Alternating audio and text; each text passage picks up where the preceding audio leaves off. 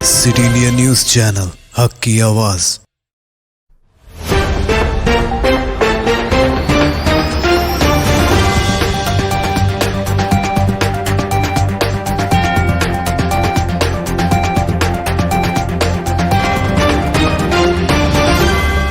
अस्सलामुअलैकुम नाज़रीन, city India news के बैनुल अक़वामी खबरों के बुलेटिन मंजर आलम की खबरों से पहले देखेंगे हदीस शरीफ। अहादीस नबवी सल्लल्लाहु अलैहि वसल्लम। अना खातमुन नबिय्यीन ला नबिय्य बअदी। बुखारी व मुस्लिम।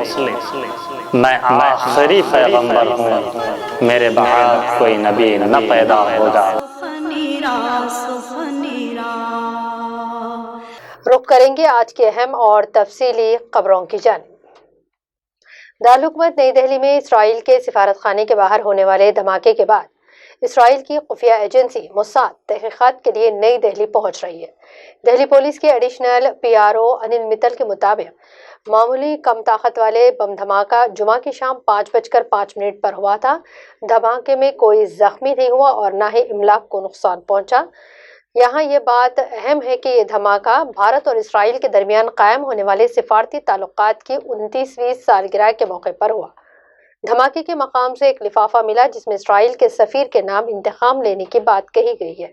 इसी बीच भारत के वजीर खारजा S जयशंकर ने धमाके के बाद अपने इसराइली हम मनसब गाबी अशकेज़ी से फ़ोन पर बात की और इसराइली सिफारत खाने और उसके कारकुनों के मुकम्मल तहफ़्फ़ुज़ का यकीन दिलाया और कहा कि इस मामले की तहक़ीक़ात की जा रही हैं और मुजरिमों को पकड़ने में कोई कसर नहीं छोड़ी जाएगी। इन्होंने ये भी कहा कि भारत ने इस मामले को बहुत ही संजीदगी से लिया है।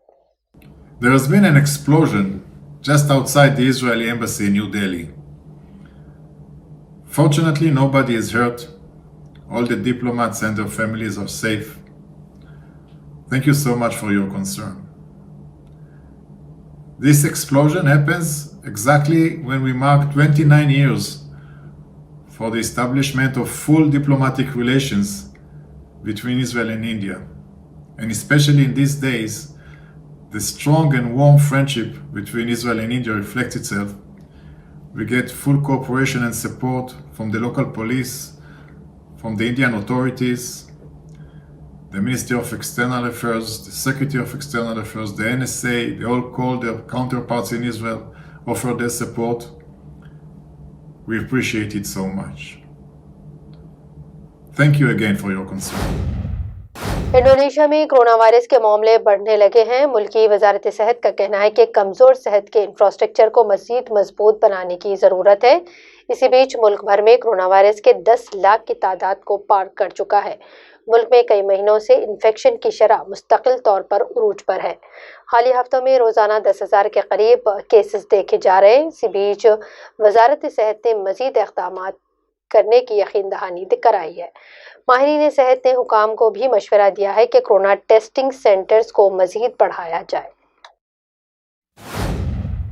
पाकिस्तान में कोरोना वायरस के केसेस में अब कमी देखी जा रही है और वैक्सीनेशन मुहिम के लिए पाकिस्तान की वजारत सेहत का कहना है कि इसने तमाम तर तैयारियां मुकम्मल कर ली है। इस दौरान आलमी इदारे सेहत के मुताबिक कोवैक्सीन के जरिए फरवरी में 6 मिलियन खुराकें मुल्क में पहुंचाई जाएंगी। पाकिस्तान के वजीर मनसूबाबंदी व तरक्यात असद उमर ने कहा कि WHO की तरफ से एक खत मौसूल हुआ है। तवक्को है कि 2021 के पहले निस्फ हिस्से में इसे मजमूई तौर पर 17 मिलियन खुराकें मिलेंगी। असद ने इतला दी है कि इस मुल्क ने तकरीबन 8 माह कबल कोवैक्स में शामिल होने का फैसला किया था। दूसरी तरफ वज़ीर आज़म के मुआविन खुसूस ने यह भी बताया कि एस्ट्राज़ेनेका की तकरीबन 70 LL खुराकों के साथ चीन की सिनोफार्म वैक्सीन की 5 लाख खुराकें भी मुफ्त दस्तयाब होंगी। चाइना में एक बार फिर कोरोना वबा फैलती नजर आ रही है। मुल्क के शुमाल मशरक़ी शहर में पिछले 6 दिनों में एक दिन में सबसे ज़्यादा कोरोना के केसेस सामने आए हैं। आलमी इदारे सेहत की जानिब से एक टीम वुहान के दौरे पर है। चीन के वुहान में ही सबसे पहले कोरोना का पहला मामला सामने आया था।